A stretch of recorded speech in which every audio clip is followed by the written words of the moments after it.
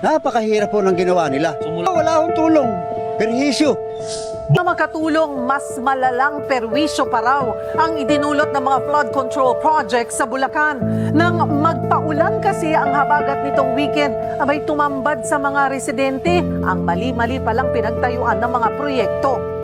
Ang mas inirereklamo ng maraming residente ang mali-mali umanong lokasyon ng mga naitayong flood control project sa kanilang lugar. Gaya na lamang ng floodgate na ito na nasa pagitan ng mga barangay Atlag at Bagna sa lungsod. Masyadong masikip doon kasi ang pinagtayuan niyan na nakakaapekto rin sa pagbiyahe ng mga mangingisda sa lugar. Kung nilagay po yan doon sa malapad na lugar, unang-una po hindi magkakakarent ang tubig. Tapos po pagka doon po sa lugar na yun, inaisara yung tubig, naisara yung prinsa, wala pong papasok dito sa tubig na, walang papasok na tubig na magmumula sa dagat. Ang masaklap, lubog pa rin sa baha ang mga bahay na nasa gilid ng ilog. Kaya hindi maiwasang dumaing ng mga residente. Pang-kontrol sa bahay, lalong bumabaha, malolo sa Bulacan. So, paano gagawin? Napakahirap po ng ginawa nila. Wala akong tulong. Questionable rin daw kung bakit inunang gawin ng floodgate bago sana ang mga dike sa magkabilang gilid.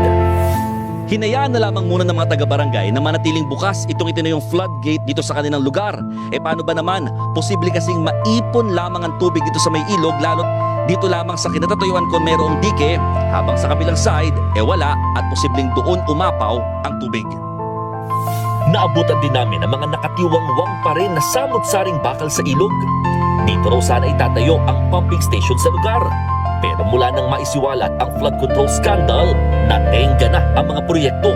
Ang resulta, mas mabilis na pagtaas ng level ng ilog dahil sa napurnadang mga hukay.